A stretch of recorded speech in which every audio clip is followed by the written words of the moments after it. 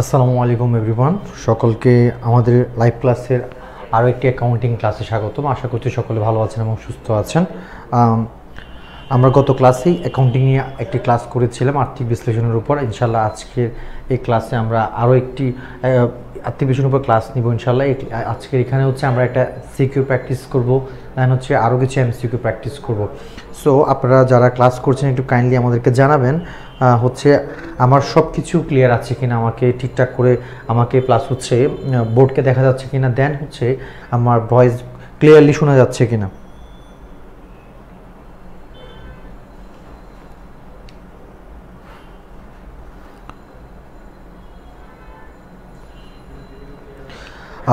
আর আমরা যারা হচ্ছে ক্লাসটা করছি আমাদের হচ্ছে গত ক্লাসটা কেমন ছিল একটু কাইন্ডলি জানাবেন। আমরা গত ক্লাস করার পরে হচ্ছে আমরা বাসায় কে কে প্র্যাকটিস করেছি অধ্যায়ের উপর।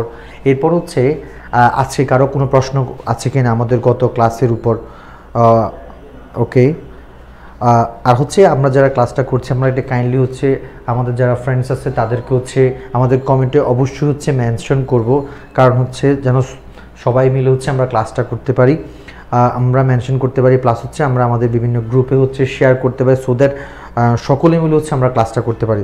সো আমরা যদি কমেন্টটা যদি একটু দেখাই, যদি দেখি সেটা হচ্ছে ভাই অ্যাকাউন্টিং ফার্স্ট পেপার করালে ভালো হয় নেক্সট ক্লাস থেকে। ইনশাল্লাহ নেক্সট ক্লাস থেকে ইনশাল্লাহ অ্যাকাউন্টিং ফার্স্ট পেপার করবো অবশ্যই। আর অ্যাকাউন্টিং ফার্স্ট পেপারের হচ্ছে কোন অধ্যায়টা আপনাদের জন্য খুবই ইম্পর্টেন্ট, কোনটা আপনাদের জন্য কঠিন মনে হয় সেটা নিয়ে একটু কাইন্ডলি জানাবেন। দেন হচ্ছে ওয়ালাইকুম আসসালাম, আশিক চৌধুরী বলছে আসসালামু আলাইকুম ভাই। ওয়ালাইকুম আসসালাম, আমি ক্লাস করবো না। ওকে ভাইয়া, এবার হচ্ছে ওকে। সো আলহামদুলিল্লাহ আমি ভালো আছি আলহামদুলিল্লাহ। আপনারা সকলেই কেমন আছেন একটু কাইন্ডলি জানান। সো সব কিছু ক্লিয়ার স্যার? ওকে, সব কিছু ক্লিয়ার। সো আমরা আর সময় নিব না, যেহেতু আমাদের হচ্ছে 8টা আরও একটি ক্লাস আছে।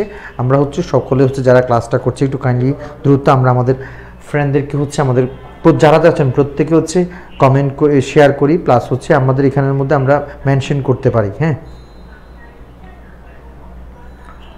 ওকে। সো হচ্ছে আমরা গত ক্লাসে হচ্ছে 1 থেকে 10 পর্যন্ত এমসিকিউ প্র্যাকটিস করেছিলাম। আজকের এই ক্লাসে আমরা আরও কিছু এমসিকিউ প্র্যাকটিস করবো ইনশাল্লাহ, প্লাস শেষের দিকে হচ্ছে আমরা একটা সিকিউ প্র্যাকটিস করবো ইনশাল্লাহ। ওকে, ওয়ালাইকুম আসসালাম। ওকে ওকে, আসসালাম ওয়ালাইকুম আসসালাম ভাইয়া। ওকে ওকে। সো দেখেন আমরা হচ্ছে এখানের মধ্যে হচ্ছে আমরা দেখতে পাচ্ছি দায় মালিকানা অনুপাত কী নির্দেশ করে। আমরা গত ক্লাসে বলেছিলাম প্রত্যেকটা এমসিকিউর সাথে কোন কোন টপিকগুলো ইম্পর্টেন্ট সেগুলো এক্সপ্লেন করার ট্রাই করব। সো দায় মালিকানা অনুপাতের সাথে দেখেন এখানে কি আছে, মুনাফা অর্জন দক্ষতার মাত্রা, সচ্ছলতার মাত্রা, তারল্যের মাত্রা, কার্যকলাপের মাত্রা। তো আমরা যদি একটু সবগুলোকে ইলাবোরেট করি যাতে করে আমাদের পরবর্তীতে আমার জন্য হচ্ছে অনেক বেশি বেনিফিশিয়াল হয়। সো হচ্ছে দেখেন এখানের মধ্যে তারল্যের মাত্রাটা হচ্ছে স্বল্পমেয়াদী, দায় পরিশোধ ক্ষমতা হচ্ছে প্রকাশ করে।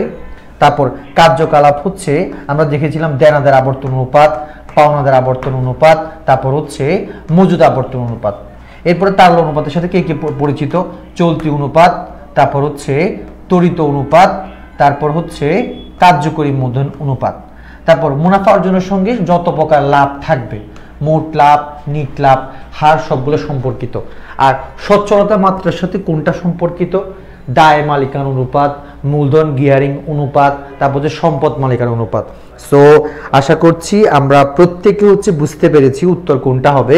সো আমরা হচ্ছে একটু কাইন্ডলি সকলে জানাই তো দেখি কে কে উত্তর দিয়েছে, সঠিক উত্তর কারা কারা দিয়েছেন। সাগর আহমেদ বলছে স্যার খ হবে। ওকে, বাকিরা কোথায়, বাকিরা প্রত্যেকে আমরা উত্তর দেওয়ার ট্রাই করি, একদম প্রত্যেকে। আর আমরা সকলে হচ্ছে আমাদের ফ্রেন্ডদেরকে শেয়ার করে মেনশন করে দিয়ে সো দ্যাট সকলে ক্লাসটা খুব ভালো করে বুঝতে পারি। হ্যাঁ, কারো যদি কোনো প্রশ্ন থেকে একটু কাইন্ডলি করতে পারেন, প্রত্যেকটা প্রশ্ন ইনশাআল্লাহ ট্রাই করবো অ্যান্সার দেওয়ার জন্য। আব্দুর রহমান আলভি বলছে হচ্ছে খ হবে। ওকে, সাগর বলছে খ হবে। বাকিরা যারা আছেন প্রত্যেকে হচ্ছে রেসপন্স করতে হবে, রেসপন্স না করলে আমরা আমাদের ক্লাসটা করে মজা পাবো না। ক্লিয়ার? ওকে, সো তাইলে ভাই আমরা যদি উত্তরটা নিই তাহলে উত্তর কোনটা হবে একটু দেখি তো। ওকে, নিনি দাস বলছে খ হবে, তাহলে উত্তর হবে কোনটা ভাই, সচ্ছলতার মাত্রা। ক্লিয়ার? তাহলে একটু যদি মাথায় রাখবো, যদি এগুলো সবগুলো কিন্তু বিভিন্ন বোর্ডে আসছে এমন প্রশ্ন, খুবই ইম্পর্টেন্ট। আমরা শর্টকাটে কিভাবে মাথায় রাখতে পারি। হ্যাঁ, মুনাফা অর্জন দক্ষতার মাত্রা, এগুলো এটাকে কোন কোন অনুপাত নির্দেশ করে মনে রাখবেন। যত প্রকার লাভ আছে, যেমন মোট লাভ, লাভের হার, নিট লাভের হার, সবগুলো যত প্রকার লাভ অর্থাৎ লাভ আছে, মুনাফা সম্পর্কিত যত প্রকার অনুপাত আছে সবগুলো মুনাফার দক্ষতা অর্জন দক্ষতার সাথে রিলেটেড। এরপরে দেখেন সচ্ছলতার সাথে কোনটা, মূলধন গিয়ারিং অনুপাত, তারপর হচ্ছে খুব ইম্পর্টেন্ট মূলধন গিয়ারিং অনুপাত, দায় মালিকানা অনুপাত, সম্পদ দায় মালিকানা, আর হচ্ছে কি দায় সম্পত্তি অনুপাত। ক্লিয়ার? তারল্য মাত্রা কোনটা, চলতি অনুপাত, ত্বরিত অনুপাত বা এসিড টেস্ট অনুপাত বা হচ্ছে কার্যকরী মূলধন অনুপাত। তারপর কার্যকলাপের কোনটা, দেনাদার আবর্তন অনুপাত, পাওনাদার আবর্তন অনুপাত, তারপর হচ্ছে কি মজুদ পণ্য আবর্তন অনুপাত। Clear sir? সবাইকে আমরা বুঝতে পেরেছি? বলুন তো। তাহলে এখান থেকে আমি ক্লিয়ার করলাম যে যত প্রকার প্রশ্ন হতে পারে। ক্লিয়ার? এই 4 প্রকারের বাইরে তো আর হয় না, তাই না? অনুপাতের মূল পয়েন্ট হচ্ছে এই 4টা। এই 4টা কোনটার সাথে কোনটা কানেক্টেড, এখান থেকে কোনো প্রশ্ন যদি আসে 4টা দেখেন, আমরা এমসিকিউ করছি যদিও বা একটা, বাট আমরা 4টা টাইপের প্রশ্ন আলহামদুলিল্লাহ আশা করছি ক্লিয়ার হয়েছে। এখন আমাকে কাইন্ডলি জানান তো সবাই বুঝছেন কিনা। সবাই হচ্ছে আবারও বলছি যারা যারা ক্লাসটা করছেন প্লিজ কাইন্ডলি হচ্ছে আপনারা আপনাদের হচ্ছে ফ্রেন্ডদেরকে দেখি তো, যারা যারা ক্লাস প্রত্যেককে হচ্ছে মেনশন করুন তো, যারা যারা হচ্ছে ইনচারে পড়ে আপনাদের দেখেন এখানে যারা হচ্ছে আপনার ফার্স্ট ইয়ারকেও চাইলে কি করতে পারেন, আপনি হচ্ছে মেনশন করতে পারেন। কারণ আমরা জানি এখন বর্তমানে বাংলাদেশে সবগুলো কলেজে ফার্স্ট ইয়ার এবং সেকেন্ড ইয়ার প্রত্যেকটা হচ্ছে ফার্স্ট ইয়ার সেকেন্ড ইয়ার দুজনকে হচ্ছে ফার্স্ট পেপার সেকেন্ড পেপার দুটো জায়গা থেকে পড়ানো হয়, পরীক্ষা দুটো জায়গা থেকে আসে, মানে কম্বাইন্ড সিলেবাস হয়। আর আমি এমন না যে ফার্স্ট ইয়ার আসলে কথাটা পড়াগুলো বুঝবে না, কারণ একদম সিম্পল একটা আপনারা দেখতে পাচ্ছেন আমি একদম বেসিক থেকে পড়ানোর ট্রাই করতেছি। সো সকলে এখান থেকে সমানভাবে কি হবে, বেনিফিশিয়াল হবে। ক্লিয়ার? ওকে, সো নেক্সট ক্লাসে নেক্সট এমসিকিউ আমাদের জন্য কি আসছে দেখেন তো। এরপরে দেখেন তো এখানে কি আছে। এখানে আমরা দেখতে পাচ্ছি কি একটু সবাই পড়েন তো দ্রুত, একটু সবাই দ্রুত পড়েন। হ্যাঁ, দ্রুত পড়েন। কি বলছে এখানে, মোট চলতি সম্পদ 5 লক্ষ টাকা, মোট চলতি দায় 2 লক্ষ টাকা, মজুদ পণ্য 1 লক্ষ টাকা, অগ্রিম খরচ 20,000 টাকা, ত্বরিত অনুপাত কত। এখন মনে রাখবেন এই যে ত্বরিত অনুপাত এটা আমাদের জন্য খুবই খুবই ইম্পর্টেন্ট। এই যে এটা কয়েকটা অল্টারনেটিভ নাম এভাবে আসতে পারে। দেখেন ত্বরিত অনুপাতের কি, ত্বরিত অনুপাতের কয়েকটা অল্টারনেটিভ, ত্বরিত অনুপাত কয়েকটা অল্টারনেটিভ আসতে পারে। একটা হচ্ছে ত্বরিত অনুপাত, এটাকে আবার বলা হয় এসিড টেস্ট অনুপাত। কি, এসিড টেস্ট অনুপাত। আবার আরেকটা নামে এটাকে ডাকা হয়, সেটা হচ্ছে অগ্নি পরীক্ষা অনুপাত। কি, অগ্নি পরীক্ষা অনুপাত। Clear sir? তাহলে আমাদের যে নামে আসুক আমরা পারবো কিনা দেখেন তো, একদম যেভাবে আসুক পারবো? সবাই পারবো? বলুন তো পারবো কিনা? পারবো? আমি অপশনগুলো দিচ্ছি তো সবাই দেখি পারেন কিনা দেখি তো, এরপরে আমি বুঝাই দিচ্ছি। দেখেন তো স্যার উত্তর কোনটা হবে, একটু কাইন্ডলি দ্রুত বলুন তো।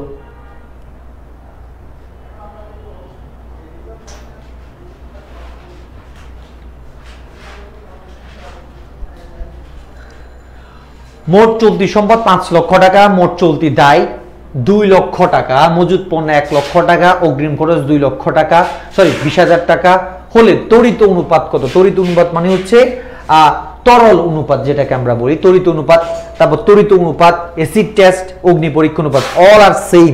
তাহলে উত্তর কোনটা হইতে পারে স্যার বলেন তো একটু দ্রুত সবাই, উত্তর কোনটা হবে? একদম সবার সবগুলো আমি দেখতে যাচ্ছি, সবাই যারা যারা আছেন প্রত্যেকে হচ্ছে এঙ্গেজ হইতে, উত্তর কোনটা হবে স্যার একটু বলেন তো দ্রুত, সবাই দ্রুত জানান তো উত্তর কোনটা হইতে পারে। এমডি আওয়াল বলছে 12A, ওকে। আর কি হইতে পারে স্যার? আব্দুর রহমান আলবি বলছে উত্তর 2:6, ওকে। আর কি হইতে পারে? আর কি হইতে পারে স্যার বলুন তো উত্তর আর কি কি হইতে পারে? আমরা আপনারা দিতে থাকুন, আমরা হচ্ছে একটু দেখি কেমন। মনে রাখবেন স্যার তড়িৎ অনুপাতের সূত্রটাকে একটু খেয়াল করেন, অনেকে আমরা এটা ভুল করি কেমন। তড়িৎ অনুপাতের সূত্র, তড়িৎ অনুপাতের সূত্র কি? তড়িৎ অনুপাতের সূত্রটাকে একটু খেয়াল করেন সবাই। তড়িৎ অনুপাতের সূত্র হচ্ছে স্যার খেয়াল করেন, একদম ভালো করে খেয়াল করেন, তড়িৎ সম্পদ কেমন, আর এখানে কি থাকবে? চলতি দায় কেমন। তাহলে স্যার দেখেন তো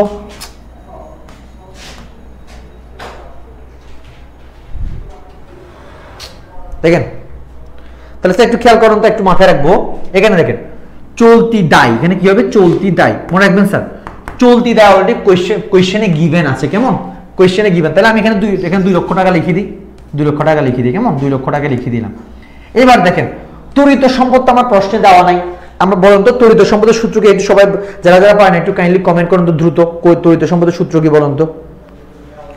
তড়িৎ সম্পদের সূত্র কি একটু সবাই দ্রুত জানান তো, তড়িৎ সম্পদের সূত্র। জানাতুল মা বলছে ক, তিনিদেশ বলছে ক, তামিম বলছে ক, ওকে।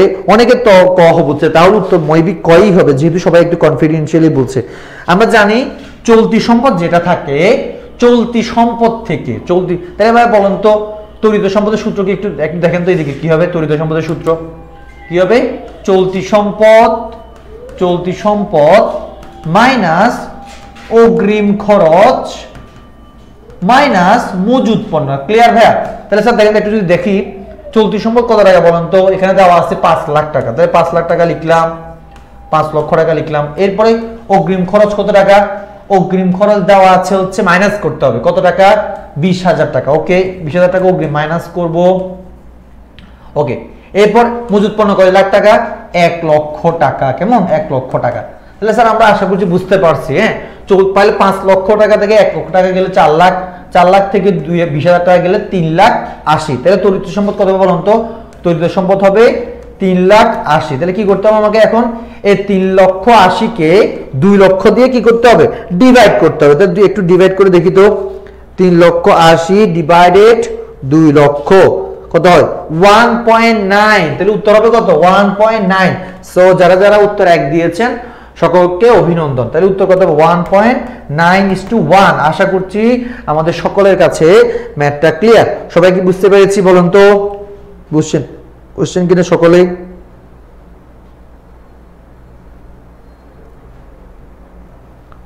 ওকে। এরপরে স্যার দেখেন তো এরপরে কি আছে আমাদের জন্য, কি অপেক্ষা করছে দেখেন তো। তড়িৎ অনুপাত আদর্শ মান কত? এটা একটু সবাই বলেন তো, তড়িৎ অনুপাত আদর্শ মান কত? তড়িৎ অনুপাতের আদর্শ মান কত হবে?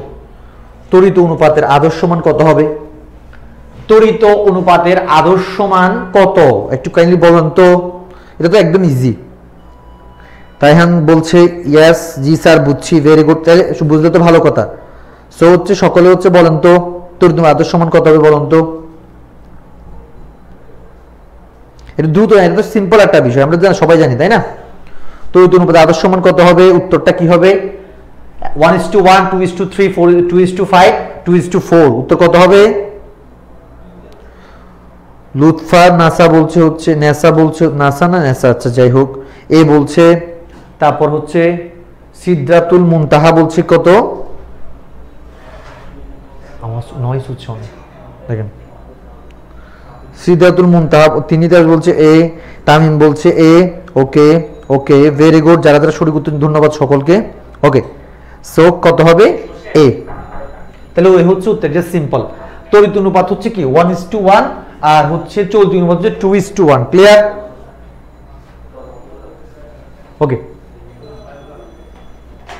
হ্যাঁ এবার স্যার দেখেন তো তাহলে কি হবে, এরপরে কি হবে, আয়কর সঞ্চিতি কোন জাতীয় সম্পদ বা দায়, একটু কাইন্ডলি বলেন তো। এটা একটু মনে হয় অনেকেই পারবে না, এটা আমাদের জানার দরকার। আমরা ক্লাস যারা করছি একটু সকলের কাছে হচ্ছে হাম্বল রিকোয়েস্ট, একটু কাইন্ডলি হচ্ছে আমরা আমাদের প্রোফাইলে হচ্ছে আমাদের ক্লাসটা হচ্ছে শেয়ার করতে হবে, সো দ্যাট হচ্ছে নেক্সট টাইম যাতে করে আমাদের হচ্ছে প্রোফাইলে এটা থাকে, আমরা আবার দেখতে পারি, রিপিট করতে পারি। সো হচ্ছে বলেন তো এটা কি হইতে পারে, আয়কর সঞ্চিতি কোন জাতীয় সম্পদ বা দায়। এটা কি স্থায়ী দায়, এটা কি চলতি দায়, চলতি সম্পদ নাকি স্থায়ী সম্পদ? উত্তর কি হতে পারে? মনে রাখবেন নরমালি হচ্ছে আয়কর আমাদের জন্য হচ্ছে একটা ব্যয়, কারণ এটা সরকারকে কি করতে হয়, ট্যাক্স, আয়কর মানে কি ট্যাক্স সরকারকে দিতে হয়। এখন দেখেন আমি আয়কর সরকারকে না দিয়ে দেওয়ার জন্য ভবিষ্যতে দিব, এটার জন্য একটা ফান্ড রেজ করলাম, এটাকে কি বলা হয়, আয়কর সঞ্চিতি। তাহলে এটা কার জিনিস, এটা হচ্ছে গভর্নমেন্টকে আমাকে দিতে হবে, আমি গভর্নমেন্টকে দিতে বাধ্য। তাহলে আমরা জানি অ্যাকাউন্টিং এর ক্ষেত্রে যদি কোনো কিছু ভবিষ্যতে সুবিধা পাবো এমন যদি কিছু বোঝায়, সেটা ক্ষেত্রে আমরা সেটাকে সম্পদ বলি, আর কোনো কিছু আমাকে দেওয়ার বাধ্যবাধকতা যদি থাকে সেটাকে আমরা দায় বলি। এখন কোয়েশ্চেন হচ্ছে এটা কি স্থায়ী দায় নাকি চলতি দায়, একটু কাইন্ডলি বলেন তো। আমি অলরেডি সবাইকে ক্লিয়ার করছি যে এটা হবে দায়, এটা শিওর, বাট দায়টা কোন ধরনের দায় হবে, চলতি দায় নাকি স্থায়ী দায়?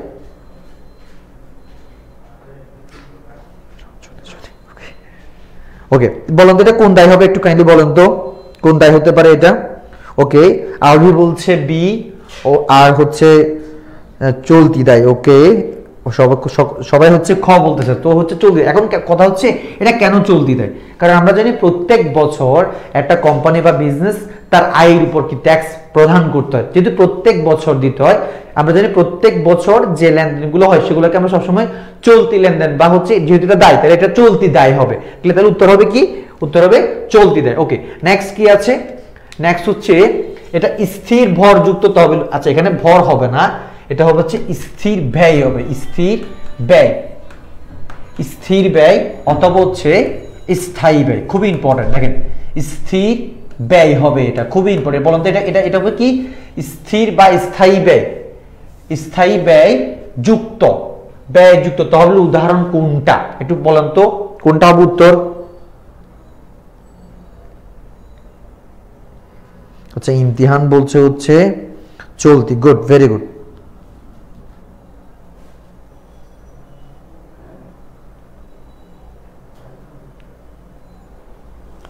বলতে এটা কি হবে, স্থির বা স্থির ব্যয়যুক্ত তহবিল উদাহরণ কোনটা, ব্যাংক জমা অতিরিক্ত, 10% ব্যাংক লোন, পাওনাদার প্রতিষ্ঠানের নিকট ঋণ, এটা কোনটা হইতে পারে বলুন তো একটু কাইন্ডলি দ্রুত, এটা কোনটা হতে পারে উত্তর। 10% ব্যাংক ঋণ, ইমতিহান বলছে 10% ব্যাংক ঋণ, বাকিরা। এখন দেখেন এটা কেন 10% ব্যাংক ঋণ অথবা হচ্ছে পাওনাদার কেন নয়, ব্যাংক জমা অতিরিক্ত কেন নয়, মনে রাখবেন এখন আমাকে বুঝতে হবে স্থির ব্যয়যুক্ত তহবিল কোনগুলো, একটু আমাদের মাথায় রাখতে হবে। আমরা জানি কোম্পানি মেইনলি হচ্ছে 4টা উৎস থেকে অর্থায়ন করতে পারে, এর মধ্যে 3টা হচ্ছে, দেখেন এর মধ্যে 3টা হচ্ছে কি, একটু সবাই একটু ডিটেল খেয়াল করেন, একটা হচ্ছে কি সাধারণ শেয়ার, কি স্যার, সাধারণ শেয়ার, কি সাধারণ শেয়ার। তারপর হচ্ছে কি অগ্রাধিকার শেয়ার, খুবই ইম্পর্টেন্ট, বা একটু খেয়াল করুন, অগ্রাধিকার, পুরোটা লেখার দরকার নেই, অগ্রাধিকার শেয়ার। এরপরে আর একটা হচ্ছে কি ঋণ, এমন ঋণের মধ্যে আমরা হচ্ছে ব্যাংক ঋণ থাকতে পারে, কি ব্যাংক ঋণ থাকতে পারে, আবার বন্ড থাকতে পারে, কি থাকতে পারে, বন্ড থাকতে পারে। আমরা সবাই জানি দেখেন সাধারণ শেয়ারের বিপরীতে কি দিতে হয়, লভ্যাংশ দিতে হয়। কি দিতে হয়? লভ্যাংশ দিতে হয়। তারপর দেখেন অগ্রাধিকার শেয়ার বিপরীতে কি দিতে হয়? লভ্যাংশ দিতে হয়। ক্লিয়ার? ভালো করে বোঝার চেষ্টা করেন। আবার এই যে ঋণের বিপরীতে কি দিতে হয়? সুদ দিতে হয়। ক্লিয়ার? এখানে যে সুদটা দেখেন দুটো ক্ষেত্রে হচ্ছে লভ্যাংশ, সাধারণ শেয়ারের ক্ষেত্রে লভ্যাংশ দিতে হয়, অগ্রাধিকার ক্ষেত্রে লভ্যাংশ দিতে হয়। এখন কোন এটার মধ্যে ডিফারেন্সটা কি মনে রাখবেন, এই যে লভ্যাংশটা এটা হচ্ছে অনির্দিষ্ট হারে দেওয়া হয়, মানে ফিক্স না। এটা ওরা বেশিও কখনো লভ্যাংশ তারা বেশি পায়, কখনো কখনো তারা লভ্যাংশ কি পায়? কম পায়। কথা বোঝা গেছে? অর্থাৎ এটা ফিক্স না, এটা হচ্ছে আনফিক্সড। ক্লিয়ার ভাইয়া? ওকে, এরপরে খেয়াল করেন এখানের মধ্যে কি বলছে, এদের যে লভ্যাংশটা এটা হচ্ছে নির্দিষ্ট। এটা কি? নির্দিষ্ট। এখানে ঋণ যে ব্যাংক ঋণ দেখতেছে বা বন্ড, এদের সুদটাও কি থাকে? ফিক্স থাকে। তাহলে স্যার মনে রাখবেন, অর্থাৎ অর্থায়নের ক্ষেত্রে অর্থাৎ যে উৎসগুলো আমার হচ্ছে তাদেরকে যে আমি একটা খরচ দিতে হয়, ঋণ বা লভ্যাংশ, এটা যদি ফিক্স থাকে তাহলে ফিক্সডের বাংলা কি? স্থির। তাহলে বলুন তো এই দুইটাকে কি বলা হয়? স্থির খরচ যুক্ত তহবিল। স্থির খরচ যুক্ত তহবিল। কেমন? আশা করতেছি মনে থাকবে। Clear sir? সবাই কি বুঝতে পারছেন? এখান থেকে লাইফে যত বড় প্রশ্ন হবে কখনো, ওয়ালাইকুম আসসালাম স্যার, তাহলে খেয়াল করুন তো এখান থেকে যদি কোনো প্রকার কখনো প্রশ্ন হয় আমি কি কখনো মিস করব? কখনো মিস করা যাবে? কখনো মিস করা যাবে। তাহলে বলুন তো স্থির ভরযুক্ত তহবিল উদাহরণ কোনটা? তাহলে আমরা এতক্ষণে বোঝার কথা, তাই না? কোনটা হবে বলুন তো? ব্যাংক জমা অতিরিক্ত হবে না। এখানে সুদ কখনো টাকা বেশি থাকলে সুদও বেশি আসবে, টাকা বেশি কম উঠায় তাহলে সুদও কম আসবে। পাওনাদার উপর নরমালি হচ্ছে কোনো প্রকার কি জন্য সুদ দিতে হয় না। প্রতিষ্ঠানের নিকট ঋণ, এটাও না। তাহলে উত্তর কোনটা বলুন তো? 10% ব্যাংক ঋণ। কারণ কি? এটা ফিক্সড। এটা কি ভাইয়া? এটা হচ্ছে কি? এটার উত্তর কোনটা হবে? উত্তর হবে এটা 10% ব্যাংক ঋণ। কারণ দেখেন আমি ব্যাংক ঋণ যা নিব তার উপর সবসময় 10% দিতে হবে। তো দ্যাট ইজ ওয়াই এটা হচ্ছে কি স্যার? এটা হচ্ছে ফিক্সড। সো আশা করছি আমরা প্রত্যেকেই বুঝতে পেরেছি। আমরা কি এটা বুঝতে পারছি সবাই? স্থির খরচযুক্ত তহবিল মানে বুঝতে পারছি সবাই? বলুন তো বুঝছি কিনা বলুন তো সবাই কাইন্ডলি দ্রুত।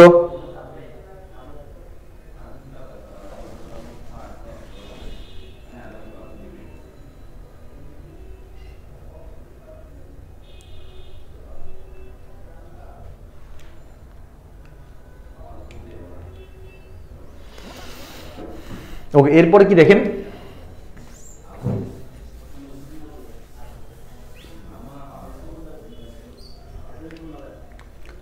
এরপর হচ্ছে কি এটা একটি প্রতিষ্ঠানের মোট সম্পত্তি 60,000 টাকা। খুব ইম্পর্টেন্ট, মোট সম্পত্তি 60,000 টাকা।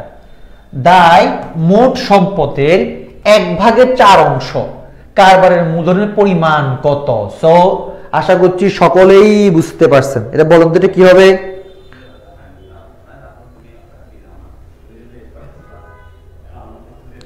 এর উত্তরটা কি হবে বলুন তো সবাই দ্রুত বলুন। দেখেন উত্তরটা কি হইতে পারে? উত্তরটা কি হতে পারে একটু কাইন্ডলি বলুন তো। দেখেন একটি প্রতিষ্ঠানের মোট সম্পত্তি, সো আমরা যদি একটু এখানে একটু কি হবে দেখেন তো, A ইকুয়াল L প্লাস ওই। আমরা এটা এইভাবে সলভ করতে পারি। দেখেন A ইকুয়াল L প্লাস ওই, অর্থাৎ সম্পদের বিপরীতে দায়ের মালিকানা সত্য থাকে, আর এ ওই কে আমরা মূলধন ধরতে পারি। ক্লিয়ার? তাহলে দেখেন তো একটু সিম্পল একটা জিনিস, মোট সম্পত্তি কি? মোট সম্পত্তি কয় ভাগ? 60,000 টাকা। দায় মোট সম্পত্তির 4/1 অংশ। তাহলে মোট সম্পদ কয় ভাগ? 4 ভাগ। তাহলে সম্পদ কয় ভাগ? 4 ভাগ। তাহলে স্যার বলুন তো দায় তো বলছে দায় মোট সম্পত্তির 4/1। 4/1 মানে কি? মোট সম্পত্তিকে 4 ভাগ করব, তার 1 ভাগ হচ্ছে দায়। ক্লিয়ার? তাহলে এবার বলুন তো এখানের মধ্যে দায় কয় ভাগ? দায় হচ্ছে 1 ভাগ। আমরা জানি সমীকরণের এ পাশ আর এ পাশ ডান বাম দুটোটা একই হয়। এখানে যদি 4 ভাগ হয়, এখানে যদি দায় 1 ভাগ হয়, তাহলে মূলধন কয় ভাগ? মূলধন হচ্ছে কয় ভাগ? 3 ভাগ। সো আমি ক্লুটা বলে দিচ্ছি, কাইন্ডলি সবাই বলুন তো উত্তরটা কত হবে? তাহলে মূলধন কত ভাগ? মূলধন কত ভাগ হবে একটু বলুন তো কাইন্ডলি।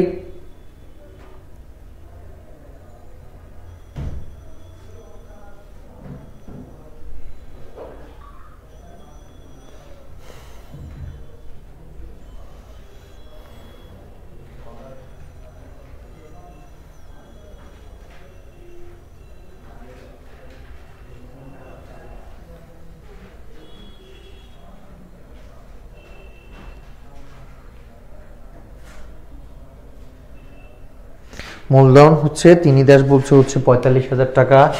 তারপর নাফিস সুলতানা সাদিয়া বলছে হচ্ছে খ 16 নাম্বার 45,000 টাকা। ওকে, তাহলে একটু দেখি। তাহলে দেখুন তো মোট সম্পত্তি কয় ভাগ? 4 ভাগ। এটাকে আমরা 4 ভাগ করব। তাহলে 60 কে যদি 4 ভাগ করি তাহলে বলুন তো প্রত্যেক ভাগে কত করে? প্রত্যেক ভাগে হচ্ছে 15,000 করে। তাইলে প্রত্যেক ভাগে যদি 15, এখানে 15, এখানে 15, এখানে 15, তাহলে এই যে এটা হচ্ছে আমার দায়। তাহলে আর বাকি থাকে কয় ভাগ? 3 ভাগ। এই 3 ভাগকে আমরা কি বলতে পারি? মূলধন। সো আশা করছি আমাদের কাছে ক্লিয়ার। ওকে, এরপরে দেখেন তো এরপরেরটা কি হবে?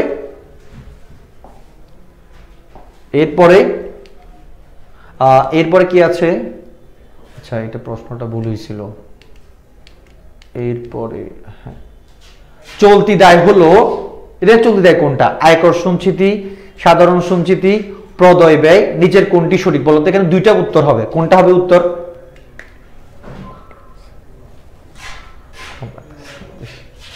আচ্ছা, তাহলে বলুন তো একটু এখানে কোনটা দায় হবে? বলুন চলতি দায় কোনটা হবে? চলতি দায় কোনটা কোনটা হবে? আয়কর সঞ্চিতি একটু আগে আমরা দেখেছি, তারপর সাধারণ সঞ্চিতি, তারপর প্রদয় ব্যয়। সো আমি একটু করে বলি, আয়কর সঞ্চিতি একটু আগে আমরা দেখেছিলাম এটা দায়। ওকে, এরপরে দেখেন সাধারণ সঞ্চিতি। সাধারণ সঞ্চিতি হচ্ছে মালিকানা তহবিলের একটা অংশ। এটা কিসের অংশ? মালিকানা তহবিলের একটি অংশ। কেমন? মালিকানা তহবিলের একটা অংশ। তারপর আমরা জানি কি বলছে? ব্যয়। ব্যয় মানে হচ্ছে খরচ। এখন খরচটা কেমন? প্রদয়। প্রদয়টা কি বলেন তো? প্রদয় মানে হচ্ছে অগ্রিম। কি? অগ্রিম। আর অগ্রিম ব্যয় কি হয়? চল, প্রদয় মানে হচ্ছে যেটা বকেয়া এখনো দিতে হবে, প্রদয়। তাহলে ব্যয়টা কেমন? ব্যয়টা হচ্ছে কি? বকেয়া। তাহলে প্রদয় আরেকটার নাম কি? প্রদয় আরেকটার নাম পাইলাম হচ্ছে আমরা বকেয়া। তাইলে ব্যয় যখন বকেয়া হয় তখন সেটা কি হয়? দায় হয়। সো তাহলে বলেন তো সকলে উত্তরটা কোনটা হবে? আলবি বলছে বি। ওকে, 18 নম্বর আলবি বলছে বি, জান্নাতুল মা বলছে খ, আব্দুর রহমান আলবি বলছে খ, তামিম বলছে খ। ওকে, অনেকে বলছে হচ্ছে বি। তাহলে এটা কেন বি একটু আশা করছি আমাদের কাছে এখন ক্লিয়ার হয়ে গেছে। কারণ হচ্ছে আয়কর সঞ্চিতি একটু আগে দেখেছিলাম, চলতি দায়। এরপরে দেখেন তো সাধারণ সঞ্চিতি কি? মালিকানা তহবিল। তাহলে এটা দায় না। কেমন? প্রদয় ব্যয় এটা হচ্ছে কি? দায়। কোন ধরনের দায়? চলতি দায়। কারণ প্রদয় ব্যয় আমার প্রায় সময় হয়, এরকম বেতন বাকি থাকে, তারপর মজুরি বাকি থাকে, প্রায় সময় হয়। আর আমাদের যেগুলো প্রায় সময় বছরে অনেকবার ঘটে বা বছরে একবার হয়, প্রত্যেক বছরে, সেগুলোকে আমরা বলি চলতি দায়। এখন এখান থেকে আমরা আরো কিছু সম্পূরক প্রশ্ন নিতে পারি। কিরকম? আপনাকে যদি বলে নিচের কোনটি বহির্দায়? কোনটি বহির্দায়? তাহলে বরং এখানের মধ্যে বহির্দায় কোনগুলো? বহির্দায় চলতি দায় মনে রাখবেন, আয়কর সঞ্চিতি এবং প্রদয় ব্যয় এই দুইটা হচ্ছে চলতি দায়, প্লাস এগুলো আবার বহির্দায়, কারণ এগুলোর সাথে বাহিরের পক্ষ জড়িত। কেমন? এবার যদি সেম প্রশ্ন যদি করে নিচের কোনটি অন্তর্দায় বা ইন্টারনাল লাইবিলিটি, তাহলে উত্তর কোনটা বলুন তো? দেখি বলুন তো উত্তর কোনটা? ইন্টারনাল লাইবিলিটি কোনটা উত্তর? অন্তর্দায় কোনটা এখানের মধ্যে? অন্তর্দায় কোনটা উত্তর বলুন তো কাইন্ডলি সবাই? অন্তর্দায় কোনটা হবে? অন্তর্দায় উত্তর কোনটা হবে বলুন তো? এখানে অন্তর্দায় উত্তর কোনটা হবে?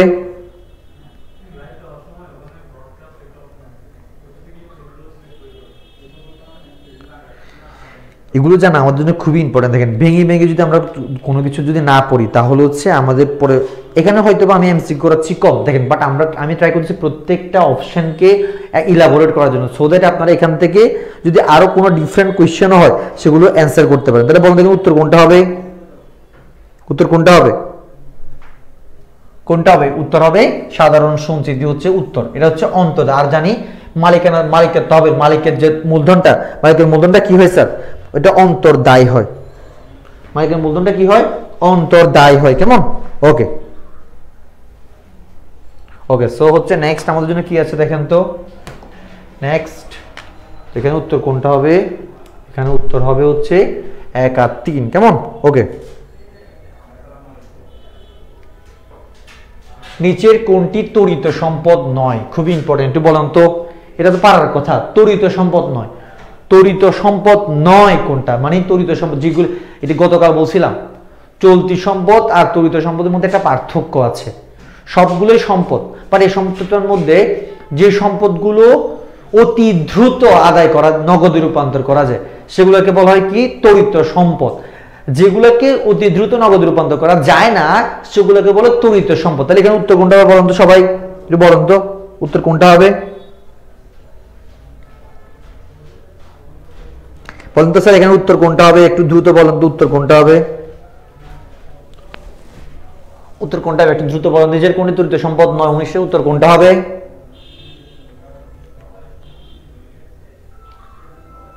19 উত্তর কোনটা হবে একটু কাইন্ডলি বলুন তো। 19 বি দেনাদার। ওকে, মাহাদি মিরাজ বলছে দেনাদার। বাকিরা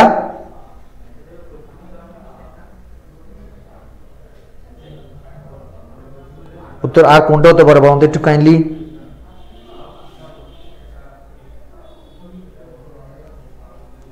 আর বাকিরা কোথায় এটা আমরা জানি না মনে হয় নাকি? জান্নাতুল মা বলছে খ ব্যাংক জমা। আচ্ছা ভালো করে খেয়াল করেন, ভালো করে চিন্তা ভাবনা করে উত্তরটা দেন স্যার। নাফিজা সুলতানা সাদিয়া বলছে 19 নাম্বার। 19 নাম্বার হবে গ। আচ্ছা দেখেন আপনার জন্য অপশনও কম তারপরে পারতেছেন না। তিনি দাস বলছে খ। ওকে, তো এখানে ক নাম্বারটা একটু গায়েব হয়ে গেছে। হ্যাঁ, এখানে ক নাম্বারটা মনে করেন যে আমি দিলাম আপনাদের সুবিধার্থে একটু দিলাম। হ্যাঁ, এটা মনে করেন যে এটা আমি দিলাম, সেটা হচ্ছে কি কয়ে দিলাম কি, যেহেতু নাই কয়ে নগদ দিলাম। এটা একটা মনে করেন যে একটা অপশন আছে, বলুন তো কোনটা হবে? সিয়াম বলছে গ। ওকে, আলবি বলছে ব। তিনি তার শুভে বলছে গ হচ্ছে। জানুদুল বলছে খ। দুঃখজনক কেন পারলেন না? খুবই দুঃখ লাগলো। দেখেন কি বলছে, তড়িৎ সম্পদ নয়। মনে রাখবেন আমাদের যে অধ্যায়টা, এই অধ্যায়ে তড়িৎ যে সম্পদ ব্যাপারটা, তড়িৎ যে সম্পদ, এটা মেইনলি দুইটা হবে। কেমন কি কি একটু খেয়াল করেন। একটা হচ্ছে ভাইয়া দেখেন অগ্রিম খরচগুলা কি, অগ্রিম খরচগুলো হচ্ছে কি, অগ্রিম খরচগুলো হচ্ছে তড়িৎ সম্পদ। তারপর দেখেন আর একটা হচ্ছে কি সমাপনী মজুদ পণ্য। এগুলো হচ্ছে কি তড়িৎ সম্পদ নয়, সরি এগুলো নয় একটু মাথায় রাখবেন, তড়িৎ সম্পদ নয়। কেমন? এটা হচ্ছে কি সমাপনী মজুদ। কেমন? এগুলো তড়িৎ সম্পদ নয়। তাহলে বলুন তো এখানে তড়িৎ সম্পদ নয় কোনটা, তার উত্তর কোনটা হবে বলুন তো একটু দ্রুত।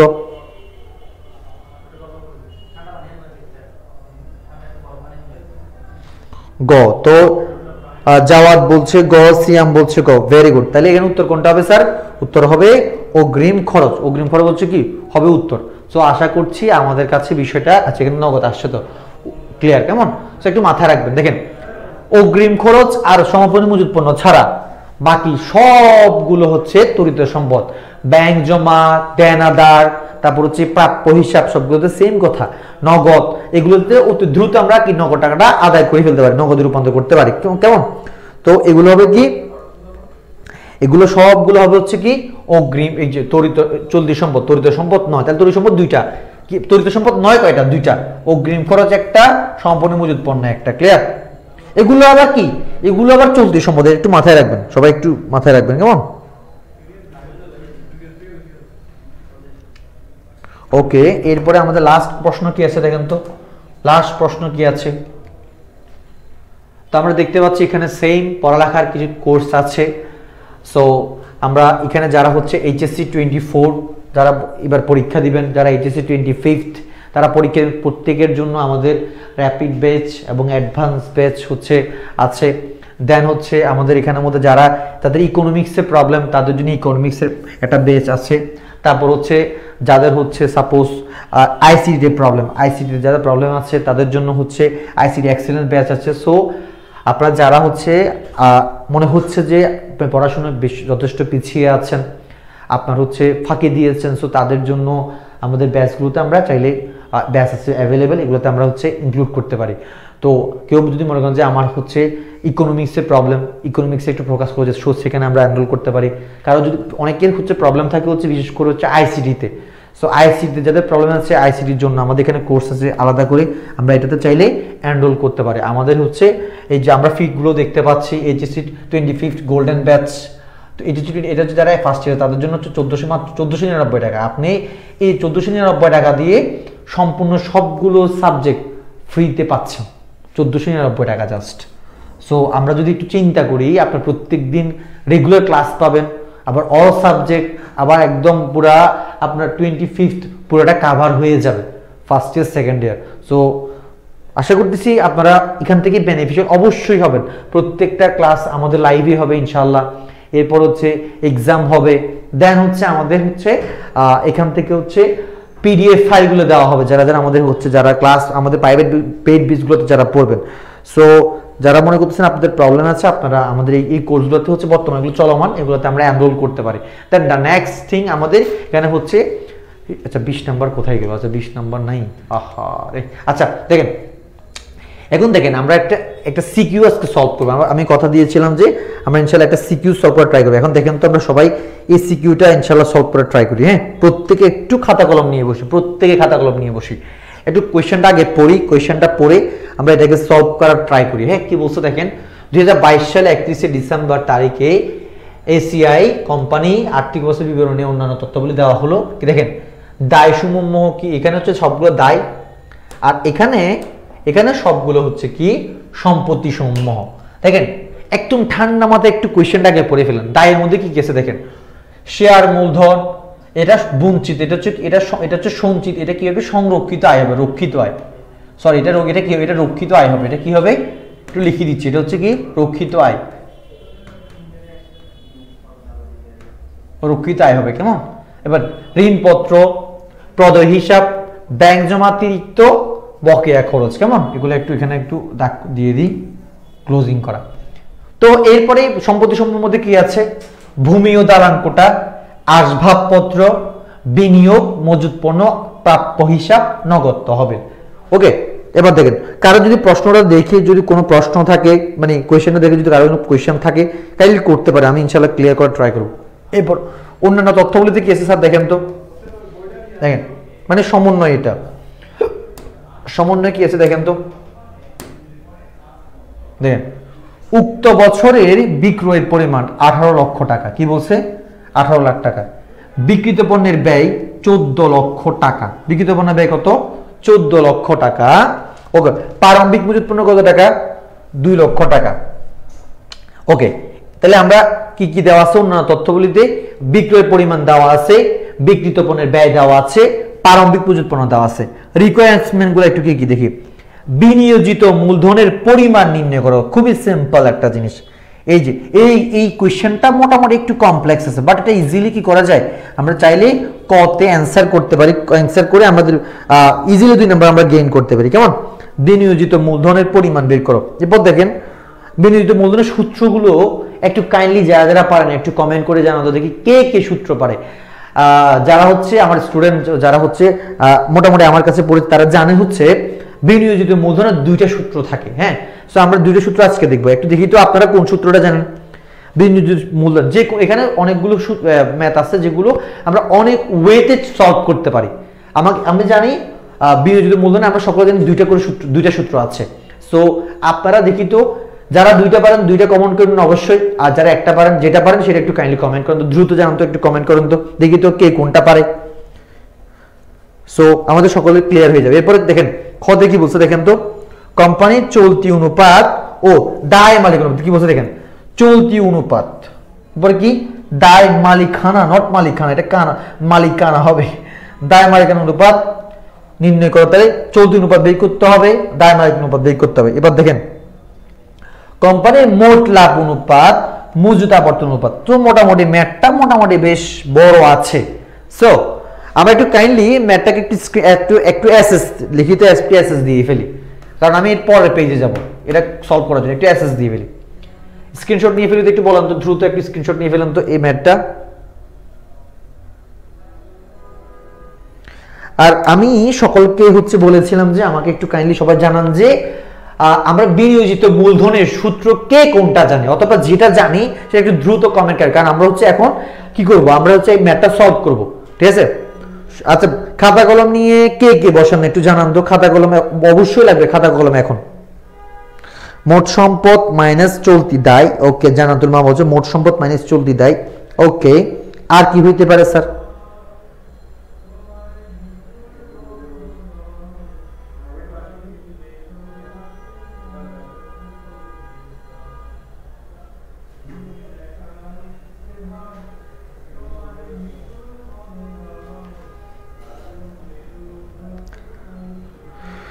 ওকে, শুধু একজন পারতেছে, বাকিরা কোথায়? বাকিরা পারেন না বিনিয়োজিত মূলধন, এটা কি পারা যায় না?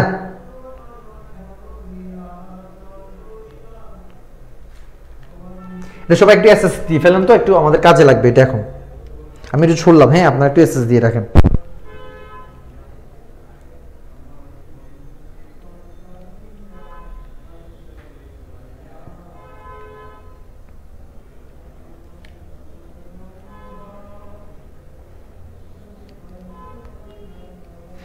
আরেকজন বলছে বিনিয়োজিত মূলধন মোট সম্পদ, রুবাইয়া বলছে বিনিয়োজিত মূলধন সমান মোট সম্পদ মাইনাস চলতি সম্পদ মাইনাস অলিক সম্পদ। ওকে, ভেরি গুড। ওকে, এখন এখানে একটা গুরুত্বপূর্ণ বিষয়, অলিক সম্পদ কোনগুলা, অলিক সম্পদ কোনটা? এখানে এই অধ্যায়ে প্রায় সময় অলিক সম্পদ কাজে লাগে। অলিক সম্পদ হচ্ছে দেখেন প্রাথমিক খরচাবলী, শেয়ারের বাট্টা বা শেয়ারের অবহার, বা হচ্ছে বিলম্বিত বিজ্ঞাপন, বা শেয়ার অবলেখকের কমিশন। খুবই ইম্পর্টেন্ট। প্রাথমিক খরচ, শেয়ারের বাট্টা বা শেয়ারের অবহার, এগুলো একটু মাথায় রাখেন, সবাই লিখে রাখেন তো। আচ্ছা, আমি একটু লিখে দিই এখানে, সবাই একটু লিখে রাখেন, একটু কষ্ট করে লিখে রাখেন। সিএম আহমেদ বলছে কি মোট সম্পদ মাইনাস চলতি দেয়। ওকে, গুড, ভেরি গুড। আওয়াল বদল মোট সম্পদ মাইনাস চলতি দেয় মাইনাস অলিক সম্পদ। ভেরি গুড ভাইয়া, ভেরি গুড। ওকে, এখন অলিক সম্পদ মানে কি একটু আমরা জানি। অলিক সম্পদ একটু সবাই নোট করে ফেলি তো স্যার, সবাই একটু কষ্ট করে, আমরা একটু কষ্ট করে স্ক্রিনশট তুলে রাখছি তো না, সবাই স্ক্রিনশট তুলে রাখছি আমরা সবাই।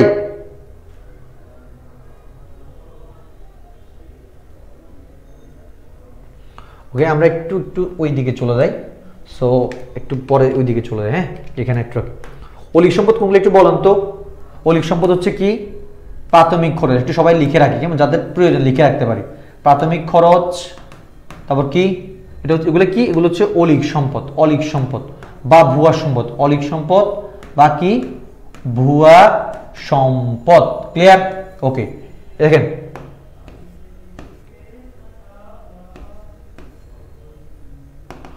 প্রাথমিক খরচ, শেয়ার অবহার,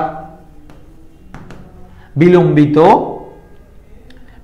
বিজ্ঞাপন লিখতে পারি, বিলম্বিত বিজ্ঞাপন,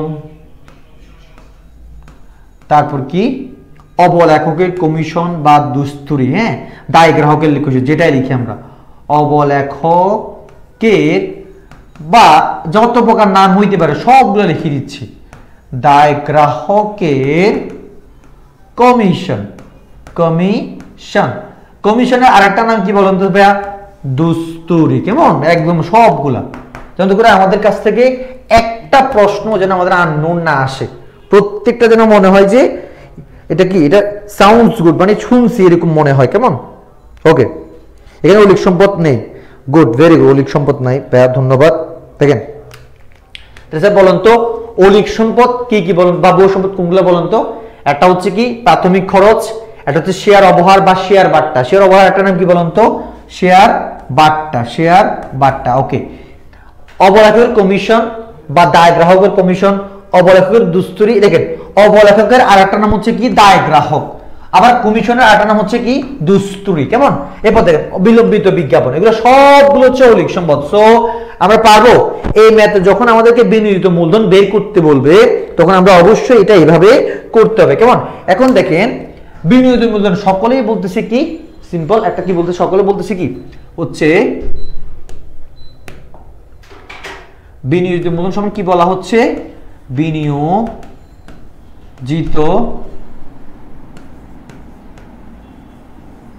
মূলধন সমান কি বলা হচ্ছে বলুন তো, সকলে কি বলতেছে? সবাই বলতেছে হচ্ছে কি মোট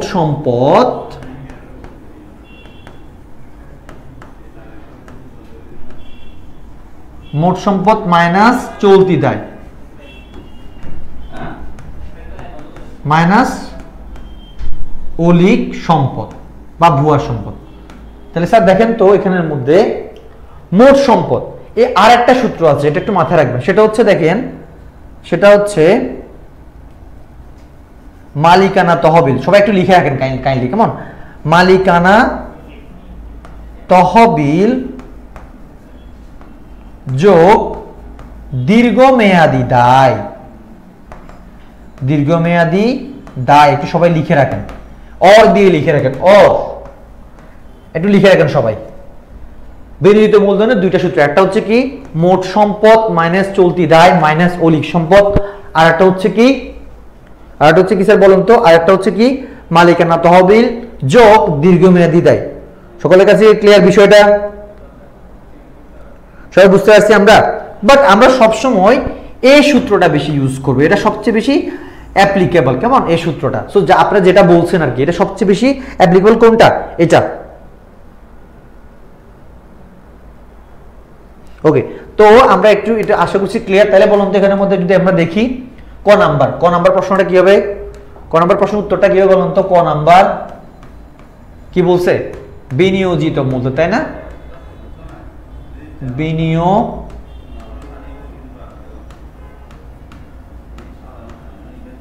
মূলধন। তাহলে এখন তো বিনিয়োজিত মূলধন এখানে কি হবে দেখেন তো, আমরা যদি একটু আগে স্লাইডে যাই, দেখেন এখানে বিনিয়োজিত মূলধন কোনটা, সূত্র কি দেখছিলাম? মোট সম্পদ মাইনাস চলতি দেয়। তাহলে বলুন তো ভাই চলতি দেয় কি কি আছে বলুন তো? আর এখানে অলিক সম্পদ আছে, অলিক সম্পদ নাই। চলতি দেয় কি আছে? প্রদেয় হিসাব চলতি দায়, ব্যাংক জমা অতিরিক্ত চলতি দায়, বকেয়া খরচ চলতি দায়। তাহলে বলুন তো আমরা কি লিখবো? কত টাকা আছে? 1,50,000, 75,000, 25,000। সবাইকে আমরা বুঝতে পারছি? সবাই কি আমাদের কাছে ক্লিয়ার? মোট সম্পদ কত? মোট সম্পদ হচ্ছে কত? 15,50,000। একটু লিখি 15,50,000। হ্যাঁ, মাইনাস কত দেখেন তো, মাইনাস এখন ক্লিয়ার হবে। 1,50,000, 75,000, 25,000 কি হবে? 1,50,000, তারপর 75,000, তার হচ্ছে কি 25,000। ওকে, সো যদি একটু দেখি তাহলে কি হবে বলুন তো? এখানে মূল উত্তর কত হবে? এই 15,50,000 থেকে আমরা কত, এখানে হচ্ছে 2,75,000 যদি মাইনাস করি তাহলে কত? 2,50,000 যদি মাইনাস করি কত হবে? 3,50,000 যদি মাইনাস করি 2,75,000। তাহলে 15,50,000 থেকে 2,50,000 যদি 50 কত হবে? 13 লাখ টাকা হবে কি উত্তর। সো বিনিয়োজিত মূলধন কত বলুন তো? 13 লক্ষ টাকা। ক্লিয়ার?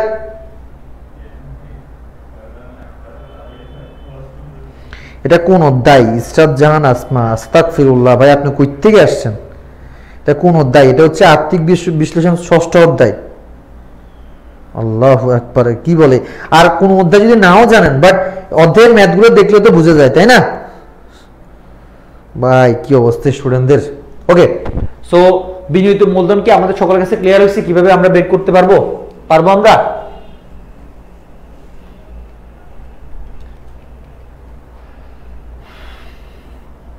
দেখেন আমি যদি আপনাদেরকে এই ম্যাথটা, আমি যে সূত্রটা দেখাইছি সে যদি দেখায়, দেখেন শেয়ার মূলধন কত টাকা বলুন তো? 6 লাখ টাকা। সেম আমি যদি একটা অর দিয়ে যদি করি, আমি কি বলছিলাম ওখানে কি কি থাকবে বলুন তো? ওখানে কি কি থাকবে? ওখানে মালিকানা তহবিল থাকবে আর দীর্ঘমেয়াদী দায় থাকবে। তো স্যার খেয়াল করুন তো, এই যে মালিকানা তহবিল কত? মালিকানা তহবিল হচ্ছে শেয়ার মূলধন সংরক্ষিত হয় 6 লক্ষ আর 3 লক্ষ। 6 লক্ষ প্লাস 3 লক্ষ সংরক্ষিত হয়, কেমন? এরপর কি স্যার বলুন তো? এরপরে হচ্ছে ঋণপত্র 4 লক্ষ। দেখেন সেম এখানে কত আসে? 13 লক্ষ টাকা। বিনিয়োজিত মূলধনের যে দুইটা সূত্র বললাম দেখছেন, আমরা মোট সম্পদ থেকে আমরা চলতি দায়গুলো মাইনাস করলে 13 লক্ষ হয়। সিমিলারলি আমি যে সূত্রটা বললাম মালিকানা তহবিল, এখানে মালিকানা তহবিল হচ্ছে এই দুইটা। দেখেন এই দুইটা হচ্ছে মালিকানা তহবিল। আমরা জানি মালিকানা তহবিল সূত্র আমরা জানি, তাই না? শেয়ার মূলধন, অগ্রাধিকার শেয়ার, সাধারণ শেয়ার, অগ্রাধিকার শেয়ার যোগ, তারপর হচ্ছে কি শেয়ারের অধিহার, সকল প্রকার সঞ্চিতি, এগুলো সবগুলো কি করতে হয়? এখন যেহেতু এগুলো নাই তাহলে রক্ষিত হয়। এখানে কি আছে? তাহলে সাধারণ শেয়ার আছে আর হচ্ছে কি আছে? রক্ষিত আয় আছে। তো দুটোটা অ্যাড করলাম, অ্যাড করে আমরা আবার এখানের সাথে কি অর্থাৎ মালিকানা তহবিলের সঙ্গে কি অ্যাড করতে হবে? দীর্ঘমেয়াদী আয় কত? ঋণ 4 লক্ষ টাকা। সো 9 লক্ষ 4 লক্ষ অ্যাড করে 13 লক্ষ। সবাইকে আমরা বুঝতে পারছি? দেখেন তাহলে যে দুই জায়গা সূত্র দেখছেন ভাইয়া? আমি এইচএসসি 25 তাই দ্বিতীয় পত্র অধ্যায় নাই গুলো জানি না। আচ্ছা না, আচ্ছা ওকে সরি, বাট এটা হচ্ছে আপনাদের সেকেন্ড পেপার, আমি মনে করছি আপনার এইচএসসি 24। ওকে সরি। দেখেন এটা হচ্ছে অ্যাকাউন্টিং সেকেন্ড পেপারের 6ষ্ঠ অধ্যায়, চ্যাপ্টার 6। আপনারা যারা হচ্ছে ফার্স্ট ইয়ার আছেন আপনারা চাইলে ম্যাথগুলো করতে পারেন, কারণ আমি একদম বেসিক থেকে পড়াচ্ছি। আর অনেকগুলো কলেজে হচ্ছে কম্বাইন্ড সিলেবাস, অর্থাৎ ফার্স্ট পেপার থেকে সেকেন্ড পেপার দুটো জায়গা থেকে কম্বাইনলি হচ্ছে আপনাদের ফার্স্ট ইয়ার ফাইনালে আসতে পারে। সো হচ্ছে ক্লাস করতে পারেন, সমস্যা নেই। আশা করছি মোটামুটি কিছু না কিছু শিখতে পারবেন। ওকে ওকে, তাহলে স্যার খেয়াল করেন তো, তাইলে আমাদের খ নাম্বার শেষ, কেমন? খ নাম্বারটা শেষ, ক নাম্বারটা শেষ। এবার দেখেন খ নাম্বারে কি আছে স্যার, খেয়াল করেন। খ নাম্বার বলছি কোম্পানির চলতি অনুপাত, চলতি অনুপাত আর দায় মালিকের অনুপাত নির্ণয় করো। তাহলে দায় মালিকের অনুপাত তো আমরা পারবো, তাই না? চলতি অনুপাত তো পারবো, একটু করে তাইলে করি, সবাই একটু দেখি তো। দায় মালিকানা অনুপাত, দায় মালিকানা অনুপাত মানে কি? বহির্দায় ডিভাইডেড মালিকানা তহবিল, ঠিক আছে? তাহলে একটু যদি আমরা একটু লিখি, একটু লিখি ফেলি। খ নাম্বারটা, খ নাম্বার চলতি অনুপাত, চলতি চলতি অনুপাত একসঙ্গে করে ফেলতে পারে চাইলে। হ্যাঁ, চলতি অনুপাতের সূত্র কি বলুন তো? চলতি সম্পদ ডিভাইডেড চলতি দায়। ওকে স্যার, একটু যদি আমরা একটু দেখি, তাহলে দেখেন তো আমাদের এখানে কি আছে? চলতি দায় সম্পত্তি কি আছে? চলতি সম্পত্তি কি আছে দেখেন তো? মজুদ পণ্য আছে, প্রাপ্য হিসাব আছে, নগদ তহবিল আছে। কত? 3 লাখ, 4 লাখ, 50,000, ঠিক আছে? মজুদ চলতি সম্পদ কি কি? মজুদ পণ্য, প্রাপ্য হিসাব আর হচ্ছে নগদ তহবিল। তাহলে কত হবে? 3 লাখ টাকা, 4 লাখ টাকা, তারপর হচ্ছে 50,000 টাকা। তাই দেখেন তো 3 লক্ষ টাকা, 4 লক্ষ টাকা, 50,000 টাকা। এরপরে দেখেন স্যার চলতি দায় কি আছে দেখেন তো। কি রে ভাই, চলতি দায় কি আছে দেখেন তো। চলতি দায়ে, চলতি দায় কি কি আছে? পদের খরচ আছে, অগ্রিম জমাতিরিক্ত আছে, বকেয়া খরচ। তাহলে দেখেন তো 1,50,000, 75, 25, একটু লিখে ফেলি। 1,50,000, 75, 25। দেখেন তো এখানে কত টাকা, তাহলে কত টাকা আসে? উপরে আসে কত টাকা? এখানে আসে কত? 2,50,000। আর উপরে কত আসে? 3 লক্ষ, 4 লক্ষ, 7 লক্ষ, 7,50,000, 7,50,000। সো আমাদের উত্তর আসবে কত? আমরা যদি এটা কাটাকাটি করি তাহলে কত হবে? 3:1। সকলে কি বুঝতে পারছেন চলতি অনুপাত কি? অথবা কিভাবে বের করে পারবো সবাই?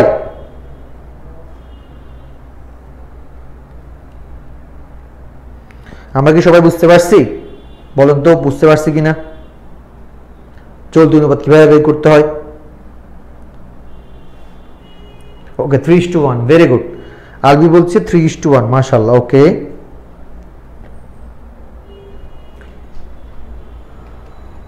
এরপরে হচ্ছে দেখেন আমাদের লাস্ট যে ম্যাথটা সেটা হচ্ছে কি? দায় মালিকানা অনুপাত। আমরা সকলে জানি দায় মালিকানা অনুপাত, দায় মালিকানা। তো এটা সূত্র কি বলুন তো? উপরে হবে কি? বহির্দায়, নিচে হবে কি? মালিকানা তহবিল। কেমন? মালিকানা তহবিল।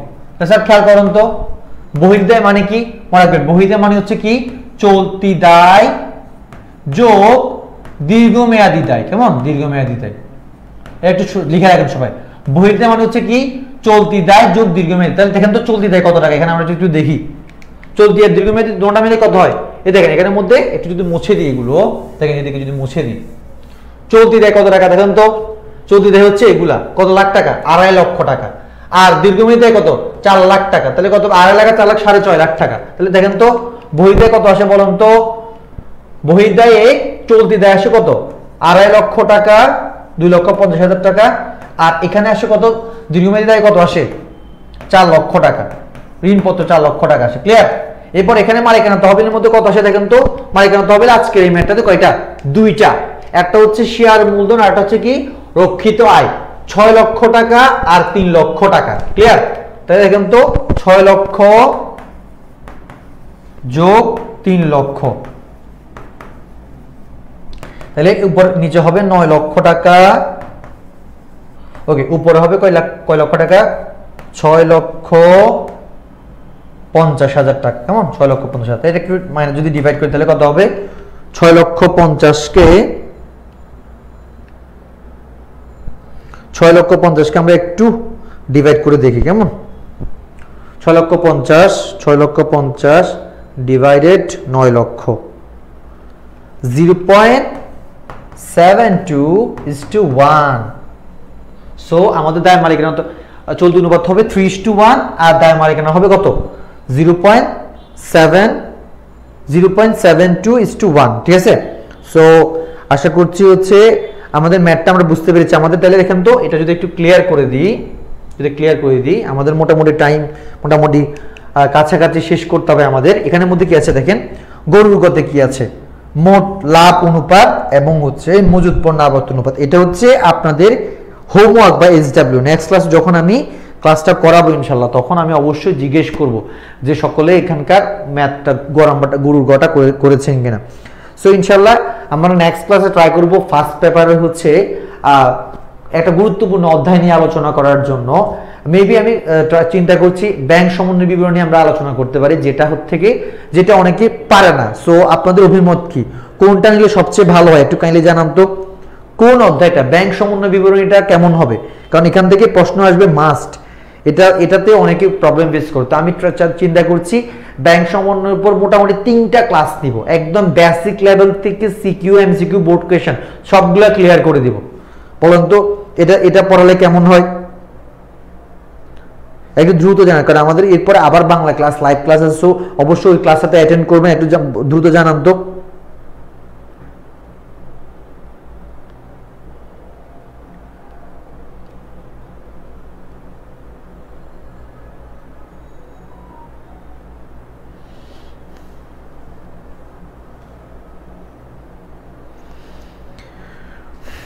ওকে, সো সকলকে অসংখ্য ধন্যবাদ যারা হচ্ছে শুরু থেকে শেষ পর্যন্ত ছিলেন। নেক্সট ক্লাসে আমাদের আবার ফার্স্ট পেপার নিউ একটা চ্যাপ্টার নিয়ে দেখা হবে। সে পর্যন্ত সকলে ভালো থাকেন, সুস্থ থাকেন। আসসালামু আলাইকুম।